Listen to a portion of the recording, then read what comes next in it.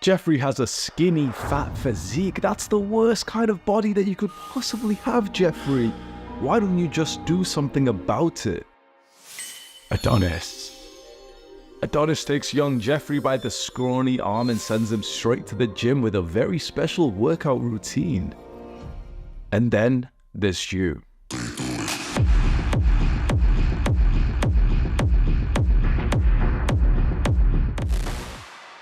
You know, I lived my entire life basically like I was AFK. You know that phrase, AFK, away from keyboard, kind of like when you're playing a video game and you say to your friends, oh, BRB, like I'll be back in a second. I lived my entire life like disassociated, so distanced away from reality. And it was only when I was 17 years old where I started a very special habit. That's when my life started to change.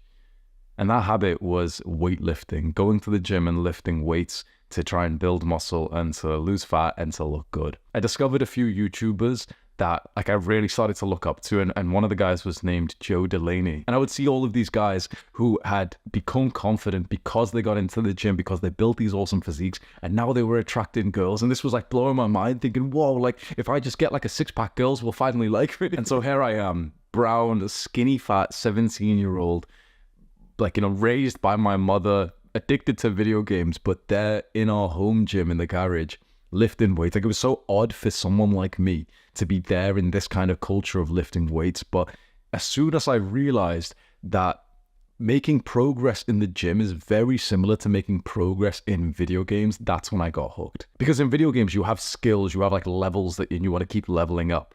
And the way that you level up is by gaining experience, XP.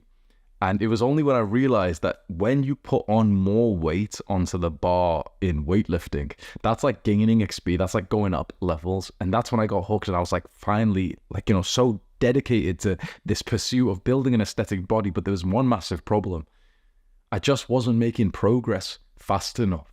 I was going to the gym, I was tracking my calories, but it still felt like, you know, I've got more energy, I want to do more, what else can I do? So I'll just be watching like more hours of fitness YouTube content, just thinking, oh, but that, you know, that's being productive. I wanted to make more progress. I was doing the fundamentals. I had more time, I had more energy, but I didn't really know other things to do.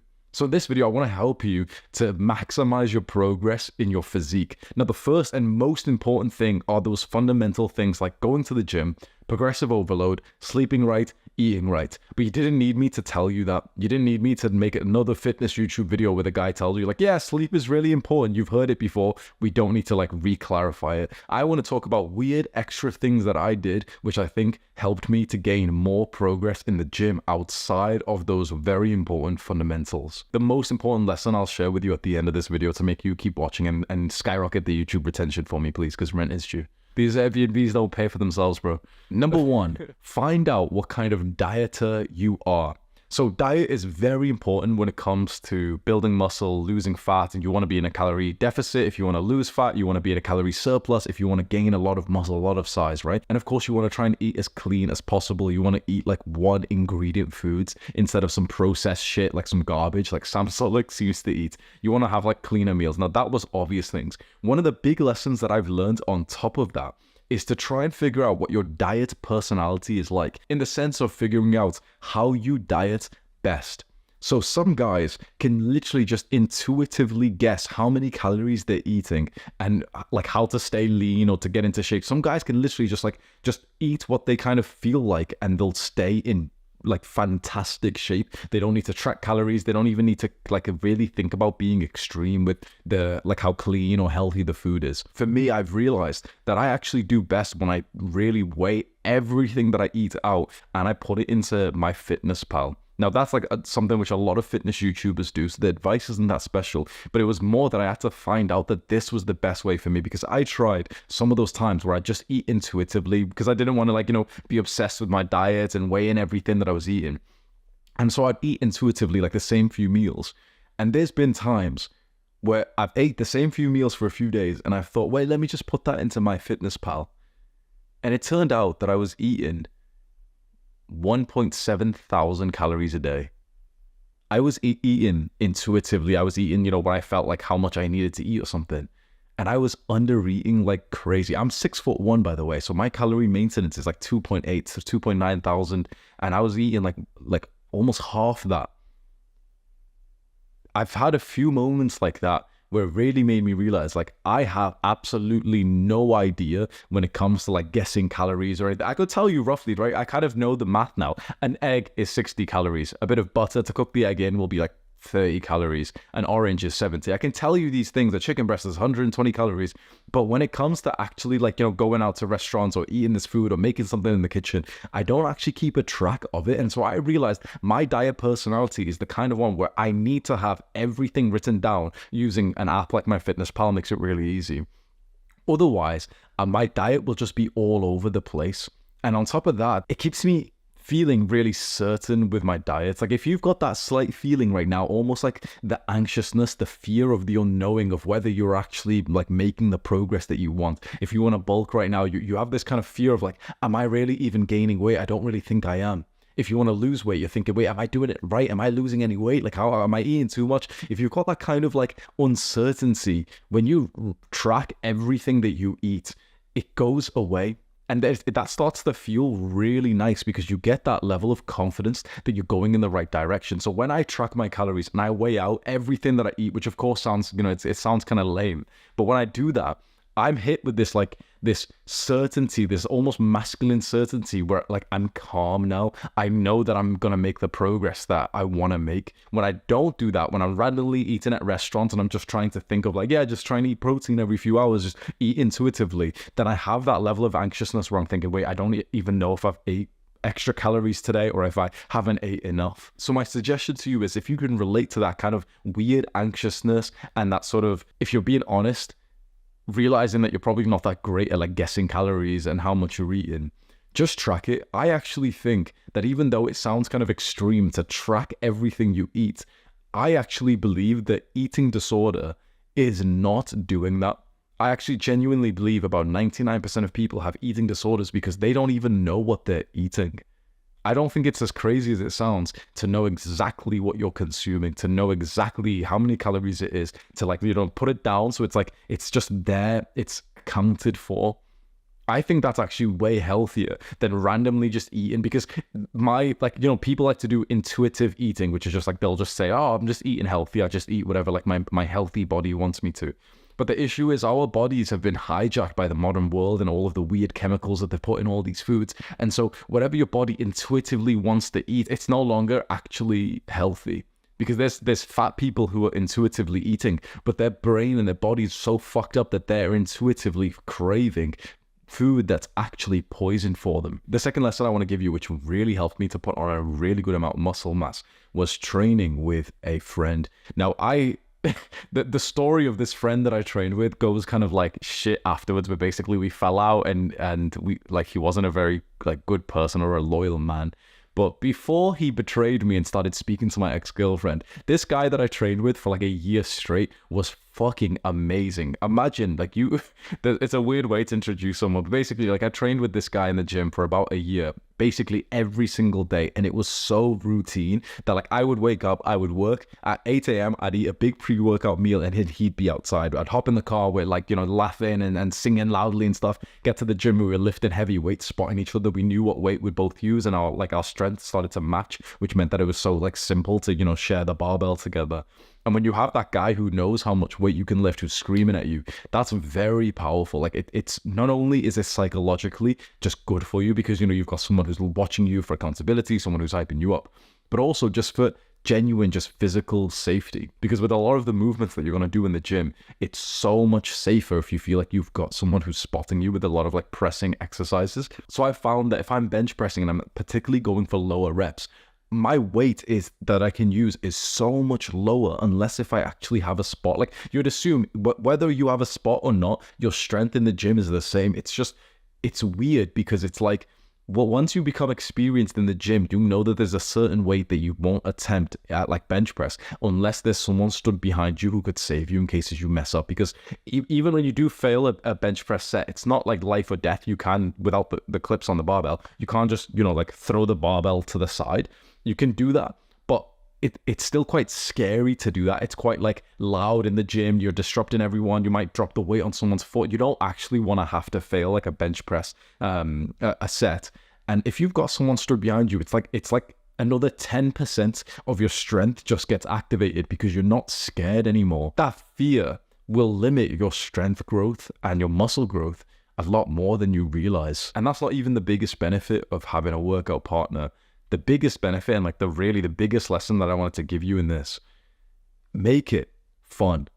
I am here today, 10 years later from that moment that I told you about where I first started weightlifting, 10 years later, and I still love working out. I would not be here today with the muscle that I've built and the physique that I've sculpted if I didn't enjoy it all this time. This is one of the things that I have done so amazingly. I'm not the strongest in the gym. I'm not the most jacked, but I have made the workouts so incredibly fun that someone like me 10 years later is still consistently going. I'm saying like someone like me because naturally I have a tendency to like start and quit things. I have a tendency, like my normal life was me just being like a video gamer, a loser. And here I am 10 years later with like a jacked muscular physique, which is so odd for how I lived most of my life because this is like a really disciplined act when I wasn't a disciplined kid. I'm only here because I routinely just make working out really fun for me. Having a workout partner makes it really fun, but I even have amazing times when I go to the gym by myself because I just do little things that add to the fun. So for example, I'll listen to the kind of songs that really hype me up. I'll do the exact workout which I find the most fun, not the one that's going to maximize the muscle or the fat loss the most. I do the one which I'm going to find the most fun, which means that like if I showed my workout routine to the internet, I'm sure that there'll be a bunch of like bodybuilders who will say, oh, this isn't very optimal. You know, you could try it like this. You should do this. But the difference is like I'm still here consistent because I do the kind of workout routine that I find really fun. I really like just barbell exercises. I like just kind of like seeing the weight go up just because it's like a game. But this changes. So just 5 years ago, I really liked doing a bunch of isolation exercises and getting like a massive pump in every workout and just training arms like every day. I enjoyed that. So I only really train in ways that I enjoy, and I'm just build the kind of physique that I deserve from that, which is not the most muscular. But even then, if you saw pictures of me, maybe my editor can throw some up, like I've built a very respectful physique as a lifetime natural who hasn't had amazing genetics, like not even good genetics to start with. I had basically like the worst kind of genetics, which is like brown, skinny, fat, like Pakistani guy, Indian, like Indian, Pakistani guys, we know this is like our genetics are just, there's no like brown guy who's just genetically muscular. It's just never happened in the world before. There's a bunch of black guys who are just born with fucking muscle. Bunch of white guys who are just born with muscle. No Indian or Pakistani guy has ever just been born with like a nice like lean physique. We've all like, we just start as like a fucking like copy of each other, which is like a weird fat bloated stomach, but like weirdly skinny arms and like a hairy chest. And so here I am with a physique that actually is the exact opposite of that, where my stomach is tight and flat, where my chest is muscular, where my arms are thick. It's been an amazing journey, and most of all, it's been fun through it all. So just like before I started recording this video, I just said to my girl who, you know, we're staying together right now in this beautiful Airbnb, and she just went to the grocery store for us to go get like a bunch of like food and pre-workout stuff. Like we got fruit and everything. And I'm like, I can't even explain to you like how grateful and excited I felt just before I pressed record, thinking, this is my life. I'm in this beautiful place in Scotland. We're about to go view homes that we want to buy and to start a family. And my woman's just went out to the grocery store to buy us like basically like pre-workout, like the pre-workout meal. And we're going to go to the gym straight after this. Like I'm living like the perfect day every day. I absolutely love my life, and I love the schedule that the routine that I've built. And the gym has been a huge part of that. So I know that right now you probably really want to maximize your muscle mass and you really want to burn as many calories as possible, and you've got these big goals, which are awesome. But I want to tell you that the best advice that I could give you after 10 years of being in this space is to really just think to yourself that you want to create like your perfect life, your perfect day, and you want to have like the gym being a big part of that. You want it to be this thing that you still want, like you love it being in your day, even 10 years from now, even 20 years from now, and you've got multiple children and you've got like some successful business, you still want it to be a super fun part of your day. Because if you're only going to the gym just for the muscle gain, at some point 10, 20 years from now, I'm going to be honest, you'll probably feel a little bit too mature for that. Right now, when you're young, it's like the muscle gain means a lot because you're going to get, you'll attract more girls, you'll get more respect. 20 years from now, when you've developed yourself spiritually so much more and you're so much more certain of yourself, you're going to have a lot less desire to be like 10% body fat. Unless if you love it. If you create this gym lifestyle, which you don't love, it'll be very hard to maintain that when other priorities start coming up, when children come up and maybe like financial problems come up every now and then. But when you really love your gym workout, when you love the lifestyle that it puts you on, when the thought of like eating a pre-workout meal and going to the gym with your girl, it seems like so fun to you, you'll do it no matter what, even when you're traveling, even when you've just had a child. That's what I hope for you.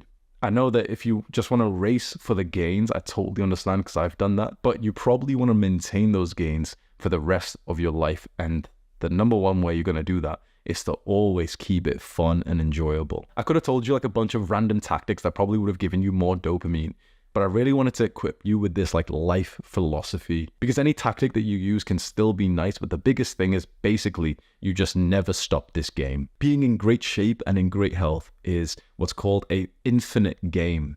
It's a game where you can't actually win. Like you can't win at being in shape.